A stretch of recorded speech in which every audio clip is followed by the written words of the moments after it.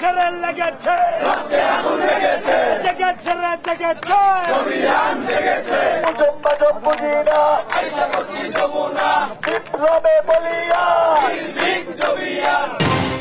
দাবি আদায়ে অনড় জগন্নাথ বিশ্ববিদ্যালয়ের শিক্ষার্থীরা সকাল 10টায় কাকরাইলে সমাবেশ, বাদ-জুমা গণ অনশনের ডাক। সাবেক এবং বর্তমানদের সমাবেশ হবে সকাল 10টায়। বাদ-জুমা আমাদের সামনে আর কোনো গত্যন্তর নেই, আমরা গণ অনশনে বসে যাব। ছাত্রদল নেতা সাম্য হত্যার প্রতিবাদে দিনভর উত্তাল ঢাবি, ক্লাস পরীক্ষা বর্জন, 9 মাসে 2 হত্যাকাণ্ডের জন্য প্রশাসনের ব্যর্থতাকে দুষছে ছাত্রদল। এবং প্রক্টরকে বলা হয়েছে যে তাদেরকে যে নিরাপত্তার গাফিলতি ছিল তার এগেইনস্টে তারা দৃশ্যমান কোনো পদক্ষেপ গ্রহণ করেনি। কুমিল্লা নগরীতে বিকল বেশিরভাগ সিসি ক্যামেরা, সন্ধ্যা হলে হরহামেশাই ঘটছে চুরি ছিনতাই, নিরাপত্তা নিয়ে শঙ্কিত বাসিন্দারা। নারায়ণগঞ্জের সোনারগাঁওয়ের লিচু বাগানগুলোতে যেন লাল রঙের উৎসব, বাম্পার ফলনে উচ্ছ্বসিত চাষিরা, সুস্বাদু ফল রপ্তানি হচ্ছে বিদেশেও। ইসরায়েলে ফের ক্ষেপণাস্ত্র ছুড়েছে হুথি, প্রতিহতের দাবি তেল আবিবের, চুক্তি লঙ্ঘনে আক্রমণাত্মক পদক্ষেপের হুঁশিয়ারি যুক্তরাষ্ট্রের। এবং সাফ অনূর্ধ্ব-19 চ্যাম্পিয়নশিপের সেমিফাইনালে আজ মাঠে নামবে বাংলাদেশ। ম্যাচ শুরু বিকেল 4:30টায়, জয় পেতে আত্মবিশ্বাসী যুবারা। দেখছিলেন শিরোনাম সংবাদ সকালের সঙ্গে আছি আমি আয়েশা বুবলি। এবার বিস্তারিত। দিন পেরিয়ে রাত, রাজপথেই অবস্থান জগন্নাথ বিশ্ববিদ্যালয়ের শিক্ষক শিক্ষার্থীদের। 4 দফা দাবিতে রাজধানীর কাকরাইল মোড়ে অবস্থান করছেন তারা। বৃহস্পতিবার রাতে শিক্ষা উপদেষ্টার সঙ্গে বৈঠক ফলপ্রসূ না হওয়ায় নতুন কর্মসূচি দেন শিক্ষকরা। আজ সকালে সমাবেশ হবে, দাবি আদায় না হলে বাদ-জুমা গণ অনশন কর্মসূচি পালন করা হবে। নিজেদের দাবি পূরণ না হওয়া পর্যন্ত মাঠে থাকবেন তারা। ইউসুফ ভূঁইয়া রিপোর্ট।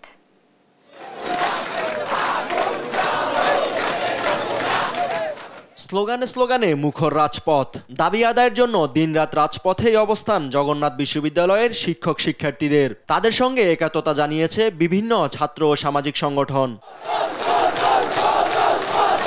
3 দফার সঙ্গে 1 দফা যুক্ত করে 4 দফা দাবিতে টানা 33 ঘন্টার বেশি সময় ধরে প্রধান উপদেষ্টার কার্যালয়ের অভিমুখী কাকরাইল মোড়ে অবস্থান নিয়ে লাগাতার আন্দোলন করছে জগন্নাথ বিশ্ববিদ্যালয়। 70% আবাসন ভাতা, দ্বিতীয় ক্যাম্পাসের কাজ পরবর্তী একনেক সভায় অনুমোদন এবং 2025-26 অর্থ বছরে পূর্ণাঙ্গ বাজেট রাখা ও পুলিশের হামলার বিচারের দাবি যখন পূরণ হবে তখনই তারা ঘরে ফিরবে। আমাদের শিক্ষকরাও এখানেই আছে, তো আমরা অলরেডি প্রস্তুত সমাবেশের জন্য। এর মধ্যে যদি আমাদের দাবি কোনোভাবে আদায় না হয় সেক্ষেত্রে আমরা আলটিমেটামে যাব। যে পর্যন্ত আমাদের দাবি দেওয়া মেনে না নেবে সে পর্যন্ত আমরা আমাদের অবস্থান কর্মসূচি। আন্দোলনকারী শিক্ষার্থীরা বলেন, পুলিশের ভয় দেখিয়ে আন্দোলন থেকে সরানো যাবে না। এ সময় নিজেদের যৌক্তিক দাবি আদায়ে বিভিন্ন স্লোগান দেন তারা। শিক্ষার্থীদের দাবি দেওয়া পূরণে দ্রুত পদক্ষেপ নিতে অন্তর্বর্তী সরকারের কাছে দাবি জানান শিক্ষকরা। সেই দাবির ব্যাপারে যদি সুস্পষ্ট বক্তব্য না আসে ততক্ষণ পর্যন্ত আমাদের কর্মসূচি অব্যাহত থাকবে। এর সাবেক যারা জবিয়ান আছে, আমরা আপনাদের মাধ্যমে আমরা কর্মসূচি ঘোষণা করছি।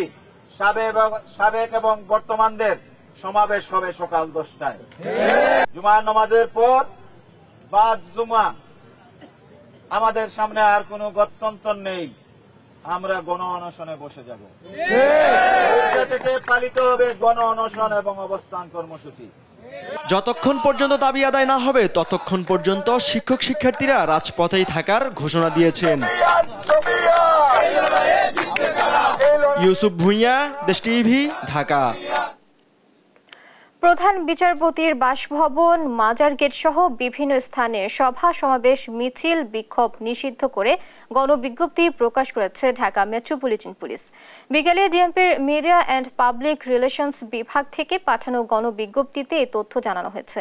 গণবিজ্ঞপ্তিতে বলা হয়, সম্প্রতি উদ্ভূত পরিস্থিতিতে জনশৃঙ্খলা রক্ষায় বৃহস্পতিবার থেকে পরবর্তী নির্দেশ না দেয়া পর্যন্ত প্রধান বিচারপতির সরকারি বাসভবন, বিচারপতি ভবন, জাজেস কমপ্লেক্স, বাংলাদেশ সুপ্রিম কোর্টের প্রধান গেট ও মাজার গেট সহ রাজধানীর 9 স্থানে সভা সমাবেশ, মিছিল নিষিদ্ধ করা হয়েছে।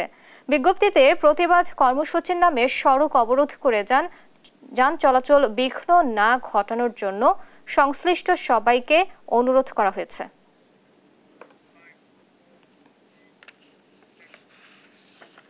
পাঁচ আগস্ট পরবর্তী বাংলাদেশে ঢাকা বিশ্ববিদ্যালয়কে নিরাপদ রাখতে ব্যর্থ হয়েছে বর্তমান প্রশাসন। তাদের ব্যর্থতার জন্যই সাম্যসহ গেল ৯ মাসে ক্যাম্পাসে ২টি হত্যাকাণ্ড ঘটেছে বলে অভিযোগ করেছে ছাত্রদল। বৃহস্পতিবার দুপুরে ভিসি চত্বরে অবস্থান কর্মসূচিতে এমন অভিযোগ করেন সংগঠনটির নেতারা। আর এসব ঘটনায় উদ্বেগ প্রকাশ করে নিরাপদ ক্যাম্পাসের দাবি জানিয়েছেন সাধারণ শিক্ষার্থীরা। ফাহিম ইউসুফের রিপোর্ট, জানাচ্ছেন নাফিয়া ফারজানা। ঢাকা বিশ্ববিদ্যালয়ের শিক্ষার্থী ও ছাত্রদল কর্মী সাম্য হত্যার বিচার ও নিরাপদ ক্যাম্পাসের দাবিতে কালো ব্যাজ ধারণ কর্মসূচি ছাত্রদলের। সকাল থেকে ভিসি চত্বরে অবস্থান নেন নেতাকর্মীরা। কর্মসূচিতে ছাত্রদল নেতাদের অভিযোগ, প্রশাসনের ব্যর্থতায় ঘটেছে হত্যাকাণ্ড, দ্রুত তদন্ত করে বিচারের দাবি তোলেন তারা। বিগত ৯ মাসে তারা দায়িত্ব নেওয়ার পর থেকে এই বিশ্ববিদ্যালয় সংলগ্ন এরিয়াতে যে মাদক সেবীদের আড্ডাখানায় পরিণত হয়েছে এবং আমাদের ভাই ও বোনেরা সাধারণ শিক্ষার্থীরা বেশ কয়েকবার তাদের দ্বারা আক্রান্ত হয়েছে, ছিনতাই ঘটনা ঘটেছে, তার এগেইনস্টে তারা দৃশ্যমান কোনো পদক্ষেপ গ্রহণ করেনি। আজকের এই কর্মসূচি থেকে, এই অবস্থান কর্মসূচি থেকে আমরা আনুষ্ঠানিকভাবে আগামীতে কখনো যেন একজন শিক্ষার্থী আর এই ধরনের অনাকাঙ্ক্ষিত কোনো ঘটনার শিকার না হয় সে বিষয়ে দৃষ্টান্তমূলক পদক্ষেপ গ্রহণ করার জন্য অনুরোধ জানাচ্ছি। এদিকে সাম্য হত্যার ঘটনায় বৃহস্পতিবার শোক দিবস হিসেবে ঘোষণা করেছে ঢাকা বিশ্ববিদ্যালয়। স্থগিত করা হয়েছে ক্লাস পরীক্ষা। সাধারণ শিক্ষার্থীরা বলছেন নিরাপত্তাহীনতায় ভুগছেন তারা। এ সময় তারা নিরাপদ ক্যাম্পাসের দাবি তোলেন। যারা এই হত্যার সাথে প্রকৃতভাবে জড়িত সুষ্ঠু তদন্তের মাধ্যমে তাদেরকে অবিলম্বে ধরে তাদের আদালতের কাছে সোপর্দ করতে হবে, এটাই আমাদের একটি দাবি। যদি এই বিচার প্রক্রিয়া বিলম্ব হয়, খুনিদের ধরতে বিলম্ব হয়, আমরা তখনই আমরা বিসির পদত্যাগ চাইতে বাধ্য হব। সাম্য হত্যা তদন্তে 7 সদস্যের কমিটি গঠন করেছে বিশ্ববিদ্যালয়ের প্রশাসন। নাফিয়া ফারজানা, দেশ টিভি, ঢাকা। জাতীয় মুক্তিযোদ্ধা কাউন্সিল অধ্যাদেশের সংশোধনী চূড়ান্ত অনুমোদন দিয়েছে উপদেষ্টা পরিষদ। বৃহস্পতিবার সকালে প্রধান উপদেষ্টার তেজগাঁও কার্যালয়ে প্রধান উপদেষ্টা ডক্টর মোহাম্মদ ইউনূসের সভাপতিত্বে অনুষ্ঠিত বৈঠকে এ অনুমোদন দেওয়া হয়। বৈঠকে জুলাই গণঅভ্যুত্থানে শহীদ পরিবার এবং আহত ছাত্র জনতার কল্যাণ ও পুনর্বাসন অধ্যাদেশও পর্যালোচনার জন্য কয়েকজন উপদেষ্টার সমন্বয়ে উচ্চ পর্যায়ের কমিটি করা হয়েছে। এছাড়া জাতীয় নগর নীতি, বাংলায় প্রণীত ড্রেজিং ও ড্রেসড ম্যাটেরিয়াল ব্যবস্থাপনা নীতিমালা এবং লোকালি লেড অ্যাডাপ্টেশন ফ্রেমওয়ার্কের খসড়া অনুমোদন দিয়েছে উপদেষ্টা পরিষদ।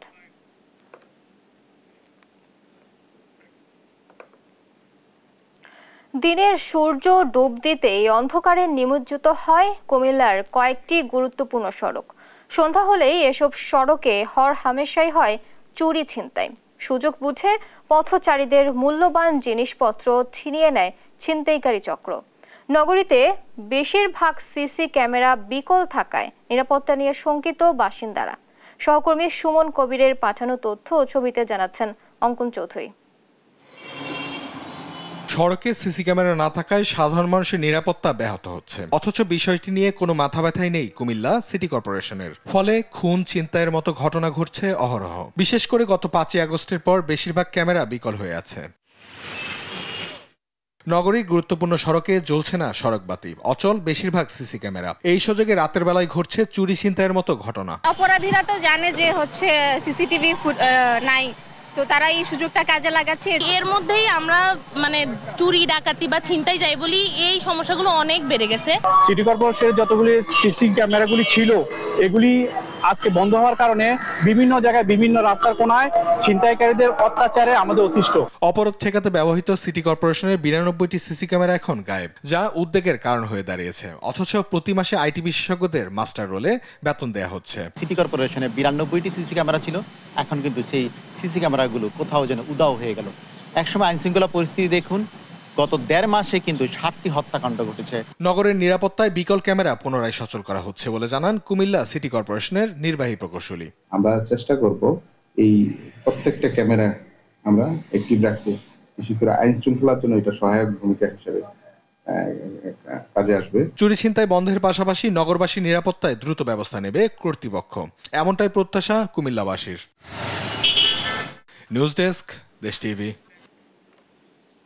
নেত্রকোনায় সবজির বাজারে স্বস্তি থাকলেও চড়া মাছের বাজার। এদিকে মুরগির দাম কমলেও কিছুটা বেড়েছে গরুর মাংস এবং সব ধরনের মশলার দাম। বিস্তারিত জানাতে সরাসরি যুক্ত হচ্ছেন সহকর্মী জিয়াউর রহমান। জিয়াউর, নিত্যপণ্যের দাম নিয়ে বাজারে এসে কি বলছেন ক্রেতারা, বিস্তারিত জানাবেন।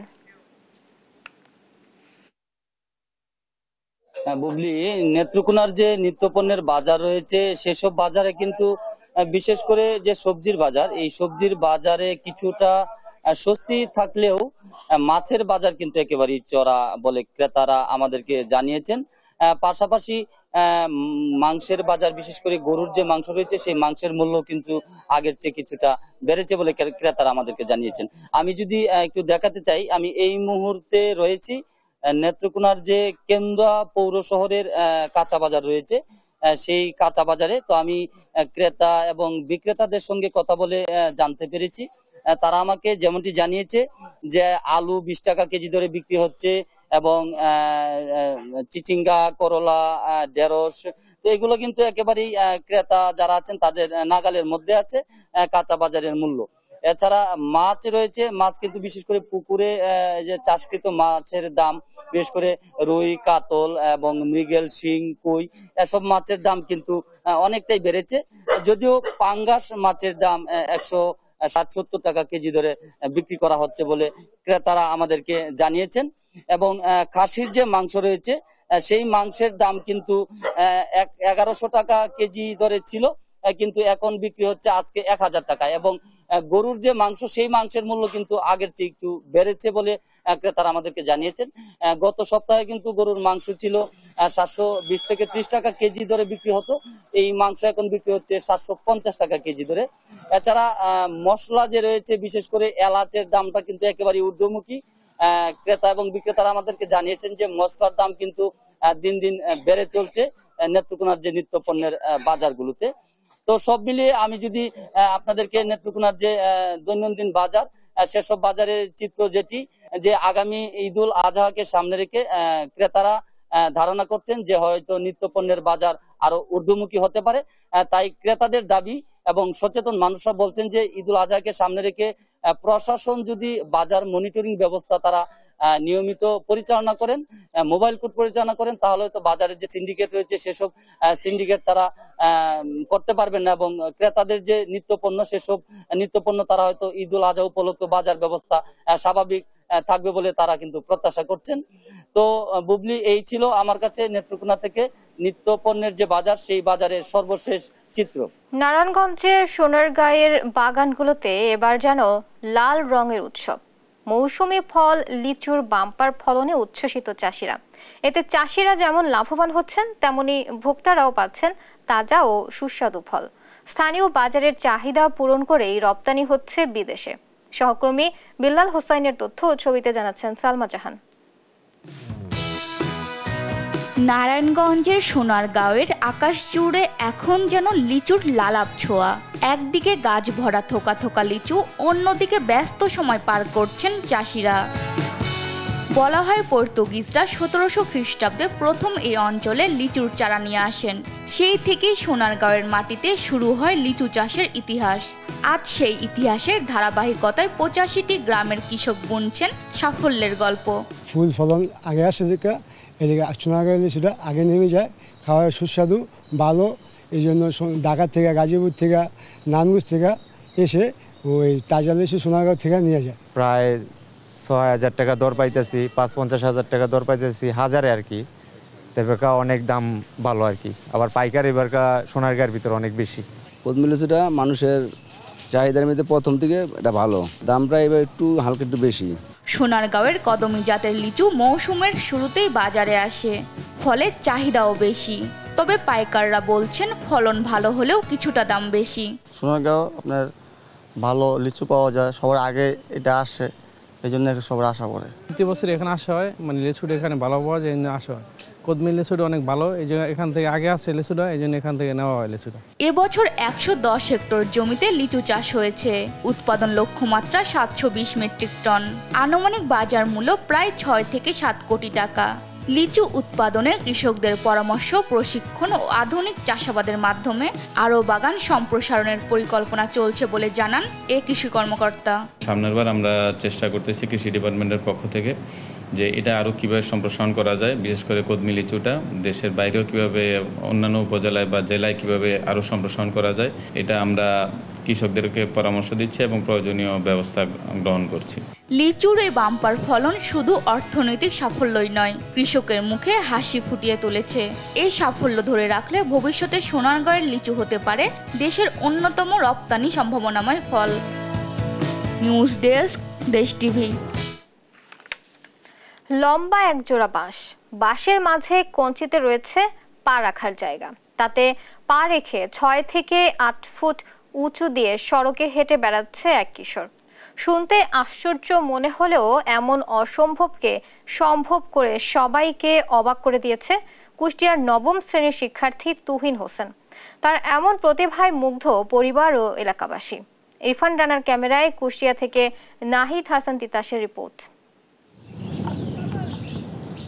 সড়কে বাঁশের ওপর ভর করে হেঁটে চলা কিশোরের নাম তুহিন হোসেন। বছরখানেক আগে শখের বশে বাঁশের লাঠি দিয়ে পা বানিয়ে শুরু করেন এমন অভিনব কৌশলে হাঁটাচলা। কৌশল রপ্ত করতে প্রতিদিন হাঁটার চেষ্টা করেন 2 থেকে 3 ঘন্টা। দীর্ঘ প্রচেষ্টার পর এখন সাবলীনভাবেই পায়ে হাঁটার মতো লম্বা বাঁশে করে 6 থেকে 8 ফুট উঁচু দিয়ে চলাফেরা করতে পারেন তুহিন। এভাবেই আরো অনেক উঁচুতে ওঠার স্বপ্ন তার। এটা 1 বছরের ভিতরে এত উঁচুতে বানাইছি, তো এটা করার পর আমার এখন খুবই ভালো লাগে। এটা আমার শখের জিনিস।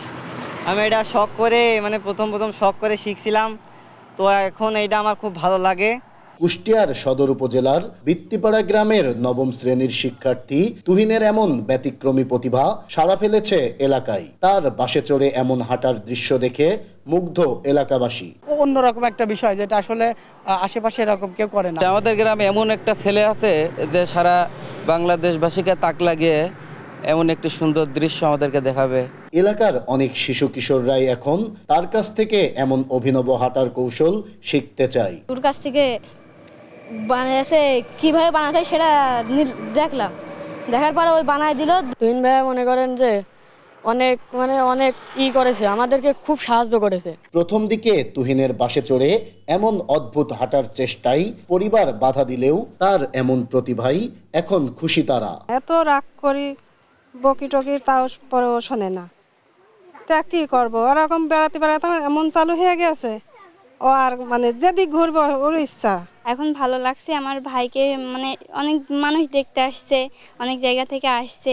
নানা গুণে গুণান্বিত তুহিন ইথিওপিয়ার বান্না উপজাতির অভিনব রণপায়ে হাঁটার পাশাপাশি গাইতে পারেন গান, গজল ও কবিতা। তাই সবাইকে অসচ্ছল পরিবারের প্রতিভাবান এই কিশোরের পাশে দাঁড়ানোর আহ্বান স্থানীয়দের। নাহিদ হাসান তিতাস, দেশ টিভি, কুষ্টিয়া। ঢাকা মাওয়া এক্সপ্রেসওয়ে শ্রীনগরে 2 প্রবাসী বাস যাত্রীকে র্যাব পরিচয় অপহরণ করে 36 লাখ টাকা নিয়ে যায় অপহরণকারীরা। বৃহস্পতিবার সন্ধ্যায় মুন্সিগঞ্জের শ্রীনগরের পুরাতন ফেরিঘাট এলাকায় নোঙর পরিবহনের বাসের 2 সৌদি প্রবাসী যাত্রী জসিম শেখ ও সুজন খানকে র্যাব পরিচয়ে মাইক্রোতে তুলে কেরানীগঞ্জে নিয়ে যায় তারা। পরে রাতে 36 লাখ টাকা লুট করে তাদের মারধর করে ছেড়ে দিলে শ্রীনগর থানায় আসেন জসিম ও সুজন। পুলিশ জানায় জসিমের কাছে 11 লাখ আর সুজনের কাছে 25 লাখ 10 হাজার টাকা ছিল। নোঙর পরিবহনের বাসটি শ্রীনগরের পুরাতন ফেরিঘাট এলাকায় থামালে র্যাব পরিচয়ে দুজনকে সাদা একটি মাইক্রো বাসে তুলে নিয়ে যায় অপহরণকারীরা। এই ঘটনায় শীঘ্রই অপরাধীদের গ্রেফতারের কথা জানায় পুলিশ।